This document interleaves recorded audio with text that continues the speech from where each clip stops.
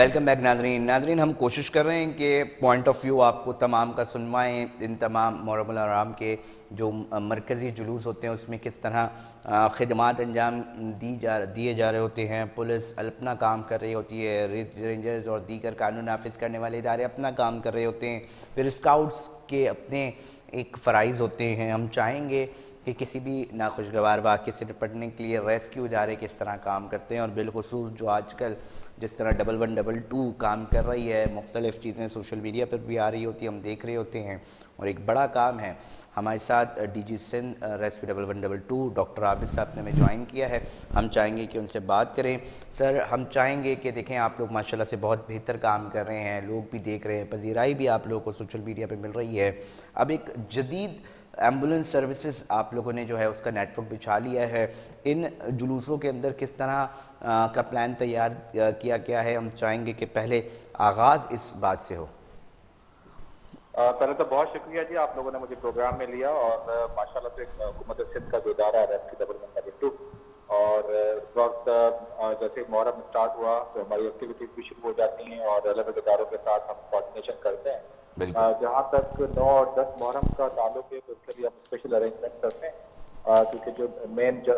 جلوس نکلتے ہیں, اسپیشلی جو ہمارا نمائش کا جو جلوس ہوتا ہے, اس میں بھی ہم اپنی جو انٹیگریٹڈ ایمبولینس ہیں ان کو یہاں پر ڈپلوائے کرتے ہیں. اور اس کے ساتھ ساتھ اس دفعہ ہم نے ایک اسپیشل ارینجمنٹ کیے ہوئے ہیں, میڈیکل کیمپس بھی ہم لوگ لگا رہے ہیں, میڈیکل اینڈ سرجیکل کیمپ, اور وہ بھی اس وقت تقریباً 20 کے قریب میڈیکل کیمپس ہم لوگ اسپیشل لگا رہے ہیں. اس کے ساتھ ساتھ 100 سے زیادہ کی جو ایمبولینس ہیں وہ ڈپلائی کی گئی ہیں. اس کے ساتھ 20 سے زیادہ اسپیشلائزڈ ریسکیو وہیکلز ہیں وہ ڈپلائی کی گئی ہیں, اور 400 سے زیادہ بلکہ 500 کے قریب ہمارا جو اسٹاف ہوگا وہ ڈپلائڈ ہوگا ڈفرینٹ جگہوں پہ, اور اپنی خدمات پر انجام دے کے. اور خدا نہ خواستہ اس کے ساتھ ساتھ جو ہمارا روٹین کا آپریشن ہے وہ ڈسٹرب نہیں ہوگا, وہ بھی ساتھ ساتھ چلتا رہے گا. خدا نہ خواستہ اگر کوئی اور ایمرجنسیز آ رہی ہے اس کو بھی ڈیل کیا جائے, اور خدا نہ خواستہ اگر کوئی ایسا ناخوشگوار واقعہ اللہ کرے نہیں ہو, لیکن اگر اس طرح کی کوئی ایسی سچویشن بنتی ہے تو ریسکیو 1112 اس کا کمپلیٹ متحرک ہے, اور انشاءاللہ ہم اس کو پراپرلی ریسپونڈ کریں گے. سر, ہم بہت سارے لوگ جو نہیں جانتے ہیں, ہم ان کے لیے بھی چاہیں گے کہ یہ ایمبولنس مختلف ایمبولنس سے کتنی مختلف ہے, اس کے حوالے سے بات کریں, کتنی جدید ہے, اس کے حوالے سے ہم چاہیں گے کہ ناظرین کو آگاہ کریں, اور کیا کیا سہولیات آپ کی ایمبولنس میں موجود ہے جو سرکاری سطح پر موجود ہے, اور کیا اس کی کوئی قیمت بھی ہے, کوئی قیمت بھی ادا کرنی پڑتی ہے جنرل ماسس کو. تھوڑا سا اس حوالے سے بھی ہم چاہیں گے کہ اس پروگرام کے ذریعے یہ والی بات بھی سامنے آئے. دیکھیں, ایک تو چیز میں بالکل کلیئر کر دوں کہ حکومت سندھ کی جو سروس ہے ریسکیو 1112 کی, یہ completely free of cost service ہے, اس سے کوئی چارجز نہیں ہوتے. ٹھیک ہے. اور جہاں تک آپ اس کی جو کہ آپ بات کر رہے ہیں کہ اس میں کیا کیا چیزیں ہوتی ہیں, دیکھیں اس وقت اگر میں یہ کہوں کہ حکومت سندھ کی ہی ایمبولینس ہیں جس میں ساری جو سہولیات ہے وہ اس وقت موجود ہیں, اور وہ اپنی سروس پرووائڈ کر رہے ہیں. تو اس وقت ہمارے پاس 70 کے قریب ایسی ایمبولینس ہے جو advance cardiac life support category کی ایمبولینس ہوتی ہے, جس میں وینٹیلیٹرز بھی نصب ہیں, اور اس کے ساتھ ساتھ باقی جو ہماری ایمبولینسز ہیں وہ ایڈوانس لائف سپورٹ کے ساتھ ہوتی ہیں, جس میں پیشنٹ مانیٹرز ہوتے ہیں, اس کے ساتھ سکشن مشینز ہوتی ہیں, اس کے ساتھ ساتھ AED مشین ہوتی ہے. تو جو ایک بیسک ایک اسٹینڈرڈ ایمبولینس میں جو اکوپمنٹ ہونے چاہیے وہ الحمدللہ اس میں سارے اویلیبل ہیں. اس سے سب سے بڑی چیز یہ ہے کہ جو عملہ ہوتا ہے وہ کمپلیٹ فلی ٹرینڈ ہوتا ہے. تو خدا نہ خواستہ جب ہم کسی وکٹم کو یا پیشنٹ کو شفٹنگ کر رہے ہوتے ہیں تو عملے کو پتہ ہوتا ہے کہ اس میں ہمیں کیا پیری میڈیکل سپورٹ دینی ہے, کس طرح سے پیشنٹ کو اٹھانا ہے, کس طرح سے ڈرا کرنا ہے, اور وہ کنٹینیوسلی ان ٹچ رہتا ہے اپنے ہاسپٹل کے ساتھ کہ جب ہم اس کو شفٹ کر رہے ہیں تو وہاں پر اس کی بیڈ کی اویلیبلٹی. لیکن ایک اور چیز آپ کے پروگرام کے توجہ سے ہم بتائیں گے کہ ریسکیو 1112 محدود نہیں ہے صرف ایمبولینس سروس میں, یہ بھی بہت کم لوگوں کو پتا ہے, لیکن کیونکہ ہمارے پاس کالس بہت زیادہ آتی ہے اور ہم لوگ ریسپانس بھی دے رہے ہیں, تو ہمارا پوری ایک سیپریٹ ونگ ہے فائر ایمرجنسیز کی. اور آپ نے دیکھا ہے کہ جو بھی اس وقت کراچی میں اسپیشلی جو فائر ایمرجنسیز ہو رہی ہے سب سے پہلے ہماری ٹیمس وہاں پر پہنچ رہی ہیں. تو اس کے ساتھ ساتھ خدا نہ خواستہ کوئی بلڈنگ کولیپس ہوتی ہے, ایون ہمارے پاس جو سیزنل ڈراؤننگ کیسز آتے ہیں اس کو بھی ہم لوگ ڈیل کر رہے ہیں. تو بہت ساری ہم نے اس وقت اسٹیبلش کی ہیں, اس کا جو نیٹ ورک ہے وہ آہستہ آہستہ پورے سندھ میں پھیلتا ہوا جا رہا ہے, اور انشاءاللہ بہت جلد آپ پورے سندھ میں یہ سروسز को चलते हुए देखेंगे। डॉक्टर आबिद साहब, हमें ये भी जानना है कि हस्पतालों के साथ कोऑर्डिनेशंस बिलखुसूस इन तमाम आम जो रिलीजियस इवेंट्स होते हैं वो क्या रखा जाता है और कोऑर्डिनेशंस किस तरह होती हैं, और अभी हम चाहेंगे कि एक दफ़ा आप हमें दोबारा बताएं कि कितनी तादाद में जो अमला है वो मौजूद होगा इन तमाम जुलूसों के एतराफ़ में आपके इदारे की जानिब से। देखिए, मैंने आपको बताया कि इस तरह का जब भी कोई एक्टिविटीज होती है या खुदा ना खास्ता कभी भी कोई इंसिडेंट होता है तो उसमें जो मेन रोल होता है वो होता है सेंट्रल कमांड एंड कंट्रोल का। बिल्कुल। सेंट्रल कमांड एंड कंट्रोल वो वाहिद जगह है डबल वन डबल टू की जो सारे इदारों को साथ इंटीग्रेटेड है और सब इदारों को साथ लेकर चल रही होती है। जब भी हमें कॉल मैसेज होती है तो अगर हमारी फॉर एग्जाम्पल सर्विस जाती है और उसमें रेलेवेंट इदारे की जरूरत पड़ती है उनको भी साथ साथ इंगेज किया जाता है। जहाँ तक स्टाफ की इंगेजमेंट का ताल्लुक है, मैंने पहले भी बताया कि 500 से ज्यादा के करीब लोग ऐसे हैं जो स्पेशली 9 और 10 तारीख को अपनी ड्यूटी सर अंजाम दे रहे होंगे, लेकिन इसमें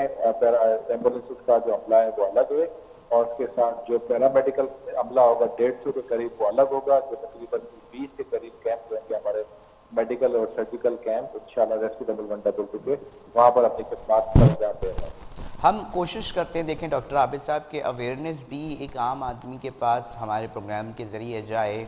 अक्सर ऐसी सूरत हाल, हम सिर्फ इसकी बात नहीं करते, मगर किसी भी ऐसे मकाम पर जहाँ बड़ी तादाद इंसानों की हो और कोई पैनिक की सिचुएशन होती है तो उसको कंट्रोल करने के लिए इंडिविजुअल लेवल पर किस तरह जो है वो काम करना चाहिए, अवेयरनेस पॉइंट ऑफ व्यू से हम आपका इसके ऊपर कमेंट लेना चाहेंगे कि शायद हमारे सुनने वाले एक बहुत बड़ा तबका हो कि उसको अवेयरनेस आए कि कभी भी किसी भी जगह पर अगर कोई पैनिक सिचुएशन होती है तो उसके अंदर सबसे पहले क्या, किन चीज़ों को देखना चाहिए, किन बातों का ख्याल रखना चाहिए और किस तरह हम बेहतर अंदाज में मुश्किल से, किसी भी मुश्किल से निकल सकते हैं।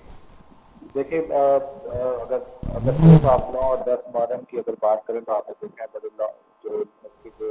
इंतजाम आते हैं बड़े फुल प्रूफ इंतजाम आते हैं और अलहमदुलिल्लाह अब हर साल आपने देखा है उसमें दिक्कत आई है। लॉ इन्फोर्समेंट एजेंसी की तरफ से बहुत अच्छा काम किया जाता है और कवर किया जाता है चीज़ों को, लेकिन इसमें भी जाहिर बात है हम सब मिलकर इस पे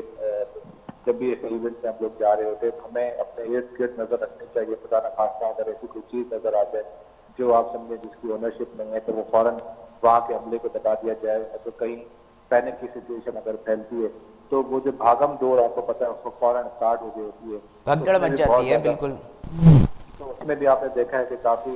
नुकसान होने का खतरा होता है। तो उससे भी कोशिश की जाए कि वो भागम दौड़ अगर कहीं पर हो रही है तो काइंडली उसमें भी जरूर जो है वो प्रॉपरली वहाँ से इवैक्यूएट हों, वहाँ स्टेज से निकलें। लेकिन सबसे बड़ी चीज ये होती है कि जब भी इस तरह की इवेंट, जब तो ये साल से इवेंट्स हो रहे हैं, लोगों को पता होता है कि अगर खुदा ना खास्ता अगर ऐसी कोई चीज हो तो उसको इवैक्यूएट कौन से साइड से होना है। तो ये बहुत इंपॉर्टेंट चीज़ है जो इन पर रखनी चाहिए। और दूसरी चीज़ ये कि खुदा ना खास्ता कभी भी कोई इंसिडेंट हो, कोई वैसा इवेंट हो जहाँ उनको कोई जरूरत पड़े इमरजेंसी की, तो इस वक्त गवर्नमेंट ऑप्शन का एक ही नंबर है, वो है 1111। अगर वो डायल करेंगे तो जो भी मुतहरिक हमारे साथ, जो उसके साथ मुंसलिक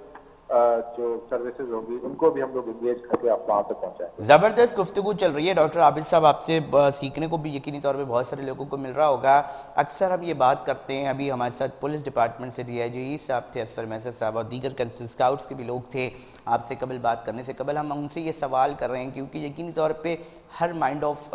स्टेट का एक आम आदमी जो है वो इन जुलूस के अंदर शिरकत करता है, किन बातों का उसको ख्याल रखना चाहिए ताकि जो इदारे मौजूद हों उनके लिए भी एक फैसिलिटेशन का जो सिलसिला, जो खिदमत इन्हीं तमाम अज़ादारों के लिए जो रखा जाता है इंतज़ामान, उनके अंदर रुकावट का सबब ना बने। किन चीज़ों से आप लोगों को मुश्किल का सामना करना पड़ सकता है, आप क्या समझते हैं कि ऐसी कौन सी चीज़ है जिसके ऊपर आम आदमी जो शरीक हो रहा हो बिलखुसूस या जो एतराफ़ में मौजूद हो, उनके लिए आप क्या सजेस्ट करते हैं कि इन चीज़ों का ख्याल रखा जाए जनाब, ताकि चीज़ें बेहतर तरीके से रेस्क्यू इदारे जो हैं, जो अमला है, जो स्टाफ है, वो प्रॉपर तरीके से अपना काम सर अंजाम दे सके। देखिए, इस वक्त अगर हम सिर्फ मोहर्रम के लिहाज से बात करें तो वैसे भी अगर हम देखें तो जब भी इस तरह के जलूस होते हैं तो बहुत ही मुतहरिक जलूस होते हैं, बड़े एक डिसिप्लिन के साथ वो पूरा जो है एक इवेंट चल रहा होता है। तो अगर हम सिर्फ इवेंट की बात करें तो वो तो जाहिर बात है बड़ी अच्छी कोऑर्डिनेशन भी रहती है, आपस में इदारे भी बड़े कोऑर्डिनेटेड होते हैं, लोग जो एंटर हो रहे होते हैं उसकी प्रॉपर चेक एंड बैलेंस रखा जाता है, ऐसा चीज भी नहीं होती। میں ہم اس سچویشن پہ آ جاتے ہیں کہ بس سچویشن خدا نہ خاصا وہاں پر اگر کوئی بن جائے تو اداروں کو کام کرنے کے لیے اس کو ضرور سپورٹ کریں، اس کو آگے کریں، اس کو سپورٹ کریں. اگر خدا نہ خاصا ایسی کوئی پینک سچویشن بنے یا کوئی ایسا کوئی کتاب اس کے بعد واقعہ کرنی ہوتا ہے تو ایٹ لیسٹ ان اداروں کو جگہ دی جائے جیسے وہ پراپرٹی ان کو وہاں سے سپورٹ کر کر ایویکویٹ کرائیں. بہت شکریہ ڈاکٹر عابد، بہت شکریہ. ڈی جی ریسکیو 1122 سندھ اکثر اس ایشوز کے اوپر بات کر رہے ہوتے ہیں مگر پروگرام کا وقت جو اختتام کی طرف پہنچ چکا ہے. اب اپنے میزبان علی رضا کو دیجیے اجازت، ہم پھر حاضر ہوں گے. اپنا بہت خیال رکھیے گا. اللہ نگہبان.